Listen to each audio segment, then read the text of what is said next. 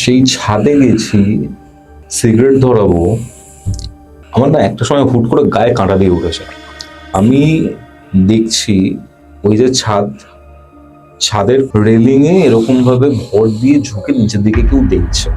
Flash light জ্বালিয়েছি, দেখছি ঈশিতা। অন্য এই কি করছিস? ওরে আমি এখানে হুট করে ফ্যাল ফ্যাল করে না মানে ঘুরলো, নামলো, আমাদের দিকে তাকিয়ে রয়েছে। আমি ভাই গেলাম ওখানে, ওর সামনে গেলাম, আই ফেল্ট উইয়ার্ড। মনে হচ্ছে যে কিছু একটা বা কিছু একটার উপর ওর ডিপেন্ডেন্সি রয়েছে, অ্যান্ড তার ইনস্ট্রাকশন ছাড়া ও কি বলবে কি করবে সেটাও জানে না।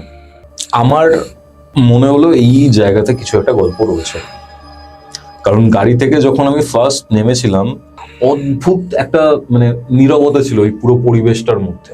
কাট্টু ঈশিতা আমার সামনে দাঁড়িয়ে রয়েছে, আমি জাস্ট কিচ্ছু করিনি, বুড়ো আঙুলটা পিনিয়াল গ্ল্যান্ড মানে যেটা থার্ড আই সেখানে ঠেকালাম।